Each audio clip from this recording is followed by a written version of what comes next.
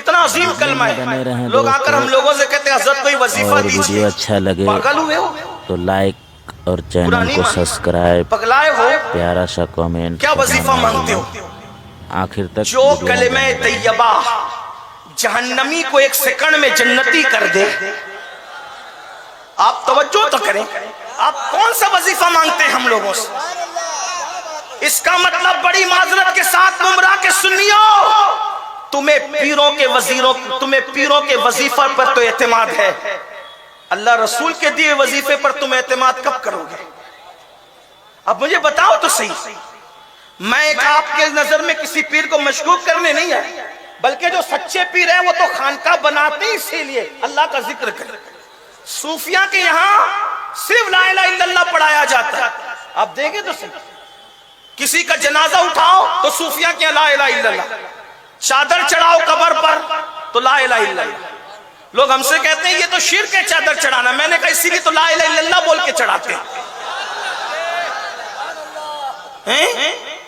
لا الہ الا اللہ بول کے اسی لیے چڑھاتے ہیں کہ تیرے سوا کوئی معبود نہیں, تیرے سوا کوئی معبود نہیں. اگر معبود مانتے تو چادر تھوڑی چڑھاتے. معبود کو سجدہ کیا جاتا ہے, معبود پر چادریں نہیں چڑھائی جاتی. یہی تو مشرکوں میں ہمیں فرق ہے کہ ہم معبود کا سجدہ کرتے ہیں, معبودوں پہ چادریں نہیں چڑھائی. فرق ہے, یہ فرق ہے جو تمہیں سمجھ میں نہیں آتا. اللہ اکبر, تو چادر چڑھائے تو ذکر اللہ, جلسے کرے تو ذکر اللہ, خانقاہوں میں مرید آئے تو ذکر اللہ. کوئی سچی خانقاہ میں کبھی جا کر تو دیکھو.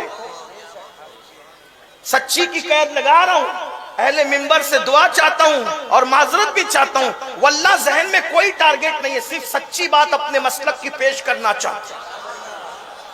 تم نے شاید سچی خانقاہ دیکھی نہیں ہے, وہاں صرف اللہ کا ذکر کرایا جاتا ہے. اور اللہ کے ذکر کی خصوصیت یہ ہے کہ خدا کا ذکر دلوں کو پاک کر دیتا ہے. اور ہمارے ذکر کرنے کے بھی طریقے ہیں, اللہ کے ذکر کرنے کے بھی طریقے ہیں, اس کا نصاب ہے.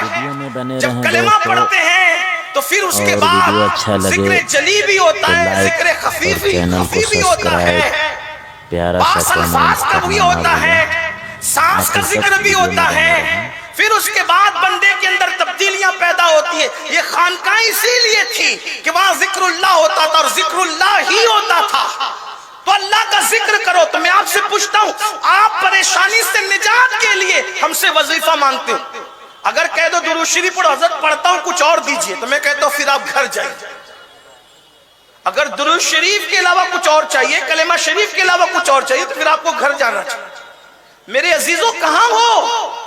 نکلو دنیا کی محبت سے, نکلو جرائم سے. یہ کلمہ طیبہ, اب توجہ کرنا, کیا ہے کلمہ طیبہ؟ ایک بندہ ہے, بہت مبالغہ سے بیان کر رہا ہوں, ذرا سن لینا. کلمہ طیبہ, ایک بندہ ہے 1 کروڑ مرتبہ اس نے زنا کیا. ایک بندہ ہے 1 کروڑ مرتبہ اس نے بت کی عبادت کی. ایک بندہ ہے کروڑوں مرتبہ اس نے اللہ کے ساتھ شرک کیا. ایک بندہ ہے اس نے کروڑوں مرتبہ حرام کھایا. ایک بندہ ہے کروڑوں مرتبہ شراب پیا. ایک بندہ ہے کافر ہے, مشرک ہے, ملحد ہے, ساری گندگی اس میں ہے. وہ آتا ہے اور آنے کے بعد کہتا ہے میں مسلمان ہونا چاہتا ہوں. پھر وہ پڑھتا ہے لا الہ الا اللہ محمد الرسول اللہ. اب حدیث پاک ہے, یہ ایمان لانے کے بعد جو اس نے کلمہ پڑھا نا, ایمان لاتے وقت اس سے پہلے جو کچھ کیا سب ختم ہو گیا. آپ مجھے بتائیں, جو کلمہ طیبہ 1 سیکنڈ میں اتنے بڑے پاپی کو, مجرم کو, جہنم کے کتے کو جنت کا دولہا بنا رہا ہے, اگر وہ کلمہ مسلمان پڑھے تو اللہ اس کو کیا عطا فرمائے گا؟ پڑھتے کب ہو, اللہ کا ذکر کرتے کب ہو.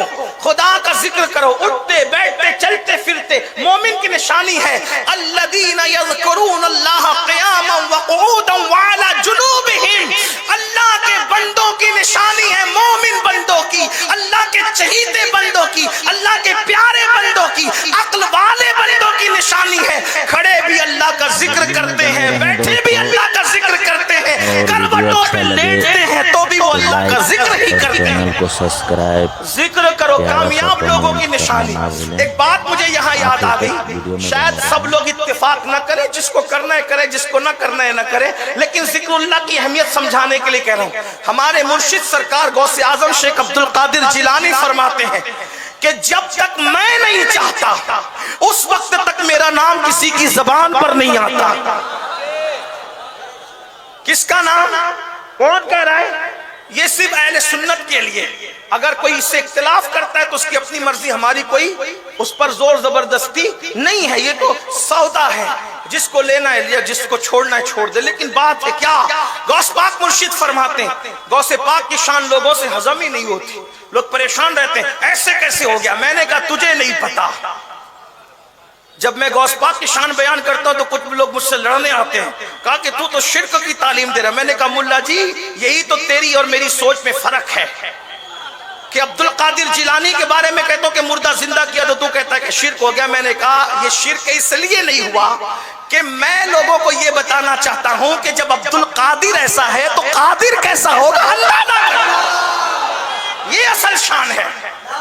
जब हम कहते हैं कि साबिर पाक ने अपना जनाजा खुद पढ़ाया तो इंटरनेट के नाबालिग मुहक्किकीन कहते हैं ये तो कहानी हो गई। मैंने कहा कहानी नहीं हुई, यही तो तौहीद का असल दर्स है। क्यों? इसलिए कि अल्लाह दिखता नहीं, जो दिखे वो अल्लाह नहीं। अल्लाह सुनाई नहीं देता, जो सुना दिए जाए वो अल्लाह नहीं। वो दिमाग में नहीं आता, जो दिमाग में है वो अल्लाह नहीं। वो बयान में नहीं आता, जो बयान में है वो अल्लाह नहीं। जो सुझाई नहीं देता, जो सुझाई दे वो अल्लाह नहीं। वो गुमान से भी वराउल वरा है, बयान से भी वराउल वरा है। न समझ में आता है, न जबान में आता है, न बयान में आता है। तो अल्लाह को पहचानूं कैसे?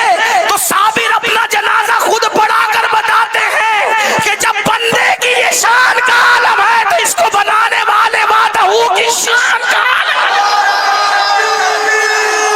तौहीद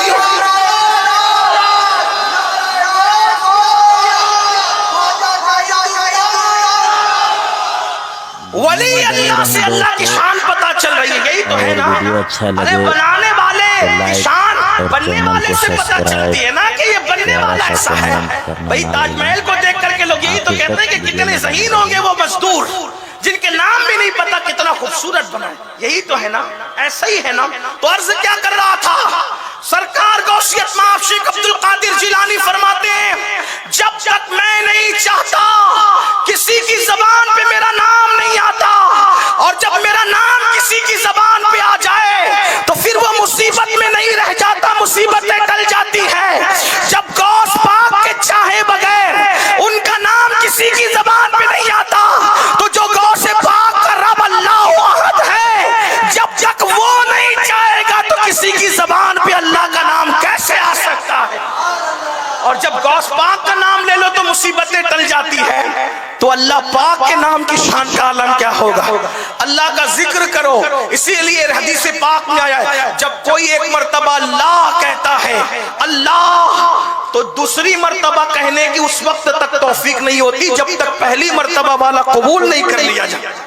तो कामयाब लोगों की दूसरी निशानी क्या, गुनाहों से पहले अपने आप को पाक करते फिर अल्लाह का जिक्र करते। तीसरी चीज वज़ा का रस्म रब्बिही फसल्ला, और वो नमाज कायम करते, वो नमाज कायम करते। तीसरी निशानी है।